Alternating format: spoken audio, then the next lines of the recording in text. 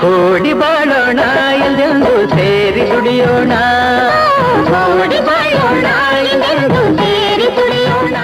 ಸಂವರ್ಧ ಸಹಕಾರಿಗಳ ಒಂದು ಉತ್ತಮ ಕಾರ್ಯನಿರ್ವಹಣೆಗಾಗಿ ಸಂಯುಕ್ತ ಸಹಕಾರಿ ಆಡಳಿತ ಮಂಡಳಿ ಕಾಲಕಾಲಕ್ಕೆ ಸಂಬಂಧಪಟ್ಟ ಅನೇಕ ಸುತ್ತೋಲೆಗಳನ್ನು ಕೊಟ್ಟಿದ್ದಾರೆ. ಸುತ್ತೋಲೆಗಳ ಸಂಗ್ರಹ ಅನ್ನುವ ಒಂದು ಪುಸ್ತಕವೂ ಸಹ ಇದೆ. ಇತ್ತೀಚೆಗಾಗಿ ನಾವು ಕಳೆದ 2 ವರ್ಷಗಳ ಹಿಂದೆ ಸಂಯುಕ್ತ ಸಹಕಾರಿಯಿಂದ ಒಂದು ಆರ್ಥಿಕ ಸಬಲತೆಯ ಮಾನದಂಡಗಳು ಅಂತೇಳಿ 2-3 ಸುತ್ತೋಲೆಗಳನ್ನು ಅದನ್ನು ಸೇರಿಸಿ ಒಂದು ಮಾಸ್ಟರ್ ಸರ್ಕ್ಯುಲರನ್ನು ಮಾಡಿದ್ದೀವಿ. ಈ ಒಂದು ಸುತ್ತೋಲೆಯ ಮುಖ್ಯ ಉದ್ದೇಶ ಸಂವರ್ಧ ಸಹಕಾರಿ ಕ್ಷೇತ್ರದ ಗುಣಮಟ್ಟವನ್ನು ಉತ್ತಮಪಡಿಸುವ ನಿಟ್ಟಿನಲ್ಲಿ ಸಂಯುಕ್ತ ಸಹಕಾರಿ ಆಡಳಿತ ಮಂಡಳಿ ಮತ್ತು ವಾರ್ಷಿಕ ಸಾಮಾನ್ಯ ಸಭೆಯ ಚರ್ಚೆಗಳಲ್ಲಿ ನಡೆದಿರುತ್ತದೆ.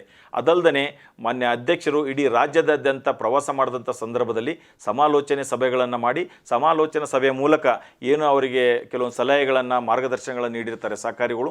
ಆ ಎಲ್ಲ ಒಂದು ಹಿನ್ನೆಲೆಯಲ್ಲಿ ಒಂದು ಮಾಸ್ಟರ್ ಸರ್ಕ್ಯುಲರನ್ನು ಮಾಡಿ ಆರ್ಥಿಕ ಸಬಲತೆಯ ಮಾನದಂಡಗಳು ಅಂತ ಒಂದು ಸುತ್ತೋಲೆಯನ್ನು ಮಾಡಿದ್ದೀವಿ.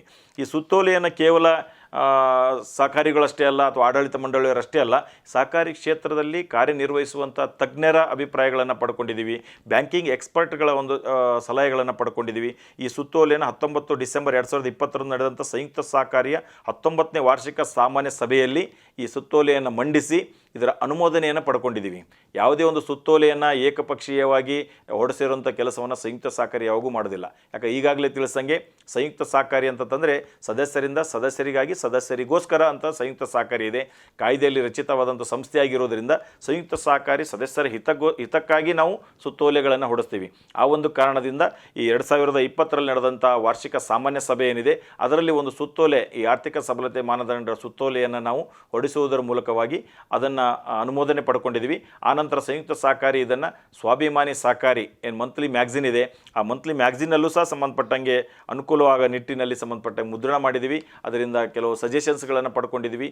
ಇವೆಲ್ಲ ಆದ ನಂತರ 1/1/2021 ಅಂದರೆ ಕರೆಕ್ಟಾಗಿ 20 ವರ್ಷಗಳ ನಂತರ 2001ರಲ್ಲಿ ಕಾಯ್ದೆ ಜಾರಿಗೆ ಬಂತು. ಅದಾದ ನಂತರ ಸಂಬಂಧಪಟ್ಟ ಅನೇಕ ಸುತ್ತೋಲೆಗಳನ್ನು ಪರಿಷ್ಕರಣೆ ಮಾಡಿ 1/1/2021ರಲ್ಲಿ ಮತ್ತೆ ಒಂದು ಸಮಗ್ರವಾದಂಥ ಎಲ್ಲ ಸಂವರ್ಧ ಸಹಕಾರಿಗಳು ಪಾಲಿಸಲೇಬೇಕಾದಂಥ ಈ ನಿಯಮಗಳಿದೆಯಂತೆ ಆ ನಿಯಮಗಳು ಸಂಬಂಧಪಟ್ಟಂಗೆ ಒಂದು ಸುತ್ತೋಲೆಯನ್ನು ಹೊರಡಿಸಿದ್ದೀವಿ. ಆ ಸುತ್ತೋಲೆಗಳ ಮುಖ್ಯ ಉದ್ದೇಶಗಳನ್ನು ತಮಗೆ ತಿಳಿಸಲಿಕ್ಕೆ ಇಚ್ಛೆ ಪಡ್ತಾ ಇದ್ದೀನಿ. ನಿಧಿಗಳ ಸಂಗ್ರಹದ ಮಿತಿಯನ್ನು ಕಾಯ್ದೆಯಲ್ಲಿ ಈಗಾಗಲೇ ತಿಳಿಸಿದ್ದಾರೆ. ನಿಧಿಗಳ ಸಂಗ್ರಹವನ್ನು ಯಾವ ರೀತಿಯಲ್ಲಿ ನಾವು ಮಾಡಬೇಕು ಅಂತಂದರೆ ಸಂವರ್ಧ ಸಹಕಾರಿ ಕಾಯ್ದೆ 1997 ಯಾವ ರೀತಿ ಇದೆ, 2004ರಲ್ಲಿ ನಿಯಮಗಳು ಬಂದಿದೆ. ಆ ನಿಯಮದ 3(4)ಯಲ್ಲಿ ಹೇಳಿದ್ದಾರೆ. 3(4)ಯಲ್ಲಿ ಏನು ಹೇಳಿದ್ದಾರೆ ಅಂತಂದರೆ, ನಾವು ಸಂಗ್ರಹಿಸುವಂಥ ಠೇವಣಿ ಮತ್ತು ಸಾಲದ ಮೊತ್ತವು ಸಹಕಾರಿಯ ಪಾವತಿಯಾದ ಷೇರು ಬಂಡವಾಳ, ಮೀಸಲು ನಿಧಿ ಮತ್ತು ಕಟ್ಟಡ ನಿಧಿಗಳ ಒಟ್ಟು ಮೊತ್ತ. ಯಾವುದ್ಯಾವುದು ಷೇರು ಸಂಗ್ರಹದಂಥ ಷೇರು ಮೊತ್ತ ಏನಿದೆ, ಷೇರು ಬಂಡವಾಳ, ಮೀಸಲು ನಿಧಿ ಮತ್ತು ಕಟ್ಟಡ ನಿಧಿ, ಇವುಗಳ ಒಟ್ಟು ಮೊತ್ತ ಫಾರ್ ಎಕ್ಸಾಂಪಲ್ 1 ಕೋಟಿ ಆದರೆ ಅದರ 50 ಟೈಮ್ಸ್ ಅಂದರೆ 50 ಕೋಟಿಯಷ್ಟು ನಾವು ಸಹಕಾರಿಗಳಿಂದ ಸದಸ್ಯರಿಂದ ಠೇವಣಿಗಳನ್ನು ಸ್ವೀಕಾರ ಮಾಡಬಹುದು ಅಂತ ವಿಷಯವನ್ನು ನಮ್ಮ ಕಾಯ್ದೆಯಲ್ಲಿ ನಿಯಮದಲ್ಲಿ ತಿಳಿಸಿದ್ದಾರೆ.